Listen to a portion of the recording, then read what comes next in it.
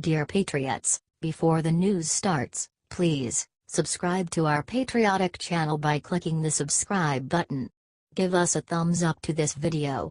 Don't forget to leave your opinion below in the comments section. Share the news on Facebook and Twitter so you friends see it. Thank you. Seconds ago, Trump looked into the camera and thanked Putin for what he did for us. President Trump just thanked Vladimir Putin on Thursday for something incredible. OMG. You got to love our president. He is a straight killer. Trump thanked Putin for cutting the US's diplomatic staff by 755 people. It's his first public comment on the issue and it's going to drive liberals nuts. That's why we need to get this video in front of all of them. Here is his full statement. I want to thank him because we're trying to cut down our payroll, and as far as I'm concerned, I'm very thankful that he let go of a large number of people because now we have a smaller payroll, Trump told reporters at his Bedminster, New Jersey, golf club. There's no real reason for them to go back. I greatly appreciate the fact that we've been able to cut our payroll of the United States, he continued. We're going to save a lot of money. The media is nothing but a bunch of chicken heads. They have been clucking about the Russia scandal. Share this if you voted for Trump and are going to not listen to the media when we go vote the swamp out in 2018.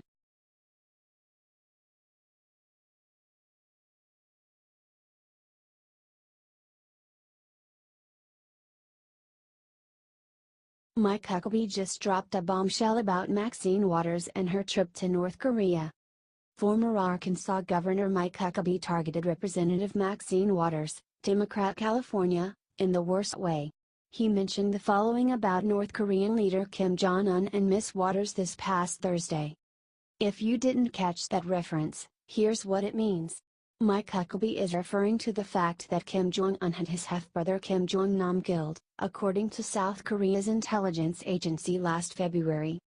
Mike Huckabee hit the nail on the head. I mean, who isn't tired of Mad Maxine Waters? Mad Maxine and Lil Kim sitting in a tree. Kissing. First comes love, then comes marriage, then comes a nuke mounted to a baby carriage. They are a match made in heaven. Share this if you are so very tired of Maxine Waters. It's time to clean out the House and Senate. Get this out there if you agree. It's up to us to bring these swamp monsters down.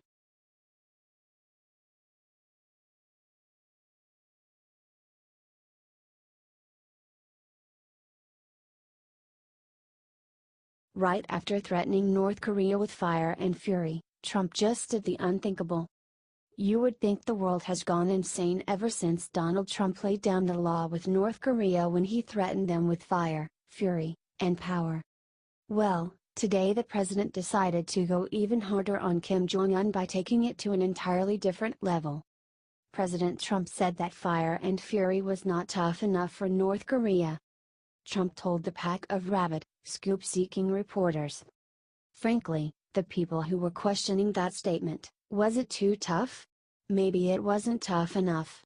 They've been doing this to our country for a long time, for many years, and it's about time that somebody stuck up for the people of this country and for the people of other countries. So what is Trump gonna do?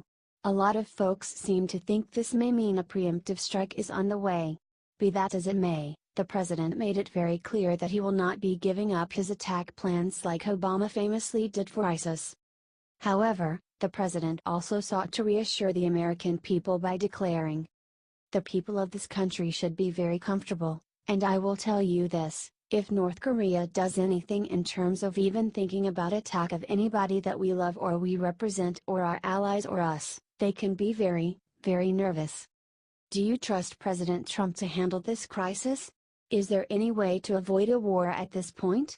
Help share this out and let everyone know that, despite the media's claims, Trump does have a plan.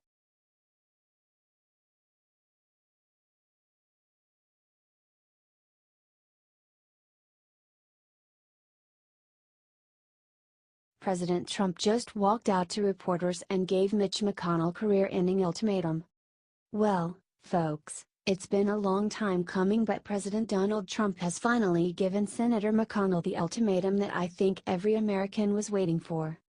During a meeting with reporters at his NJ residence, Trump laid down the law thick by declaring unequivocally that Mitch McConnell has one more chance to get healthcare, taxes, and infrastructure done, or else Trump will have him replaced as Senate leader. The president told the gaggle of reporters outside. If he doesn't get repeal and replace done, and if he doesn't get taxes done, meaning cuts and reform, and if he doesn't get a very easy one to get done, infrastructure, if he doesn't get them done, then you can ask me that question. When the reporters pushed the president to explain what he meant by "ask me that question," he simply repeated the phrase. However, anyone with half a brain can tell a threat when they see one. The thing is, everyone agrees with the president here. McConnell has been a failure in the Senate to accomplish legislative goals. In fact, plenty of the Republicans have left us with Obamacare fully intact.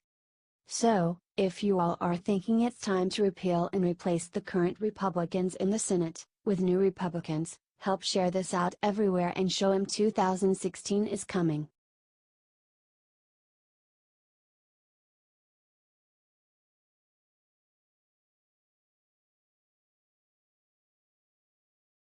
Turncoat Susan Rice just did something insane to help North Korea. Y'all remember Obama's national security advisor Susan Rice, don't ya? Sure y'all do. She is a big part of the hellstorm we're in right now. So what does she do when she hears that North Korea is threatening the US with the nukes she helped them make? She runs to their side and handed them what they wanted. Rice gave Kim Jong-un exactly what he wanted and said that the US should tolerate a nuclear North Korea. Oh, really, Susan Rice? Is that because your shitty policies as the National Security Advisor put us in this terrible predicament in the first place? Frankly, you're the last person who should be advising anyone. The buffoon wrote in a New York Times op-ed. War is not necessary to achieve prevention, despite what some in the Trump administration seem to have concluded. History shows that we can, if we must, tolerate nuclear weapons in North Korea, the same way we tolerated the far greater threat of thousands of Soviet nuclear weapons during the Cold War. No, Susan, let me clear this up for you. War should not have been necessary if it were not for the failed policies of you, your administration, and everyone else dating back to the mid-90s. Still, the US was viewed as very weak when Obama was president. Sure, Europe loved him, but Russia, China, North Korea, Syria, Iran, and many others walked all over him because he had no backbone. If you think we have let the Kims and North Korea get away with this for far too long, share this out and let Trump know that we support fire and fury if necessary.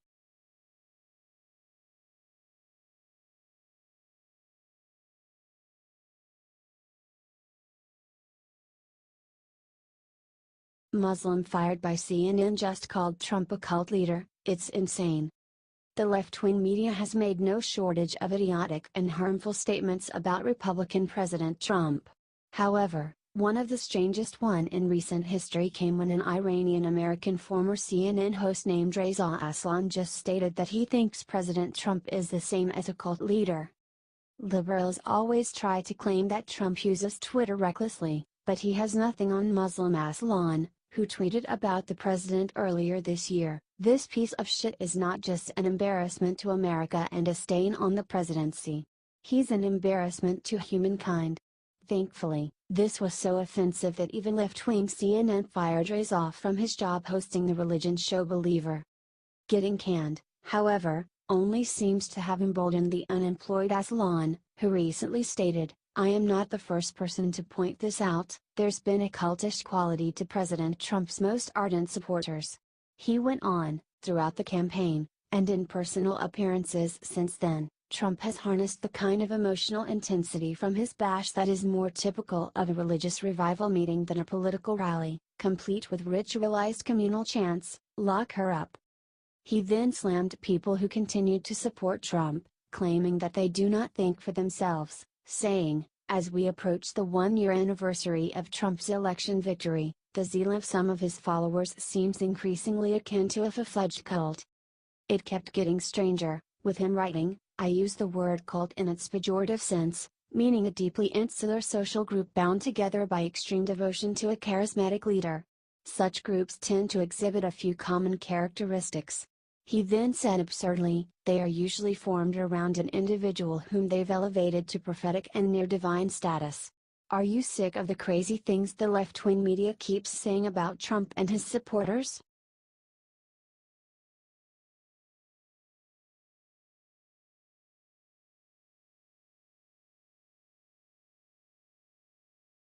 They're finished. Mitch McConnell, Paul Ryan and Nancy Pelosi are about to be ruined when what just happened gets out. Congress has not done anything much in a really long time, have they? That's just one aspect of the swamp Trump promised to drain. And it's working. A new poll just came out that indicates that a majority of Americans think that Congress is a failure so far. That's right, 68% of us are disgusted with our representatives in Washington, D.C. And I hope they understand what that means. Because they are only there because we sent them there. And we can send them packing, too. I mean, just the other day, Senator McConnell actually whined that Trump had excessive expectations of Congress. Are you really serious, Mitch? Do your dang job. This is a majority Republican Congress, yet even among only Republicans, 44% disapprove of Congress right now. Another 44% approve. Not too good, GOP Congress. 59% of the respondents disapprove of the Democrats in Congress. Listen, we need to help Trump drain the swamp. And we can do it, with our votes. There's a big election in 2018 and we have the power to change our country, if we get out and vote. If you intend to help Trump drain the swamp, comment #DrainSwamp and share to enlist help from everyone you know.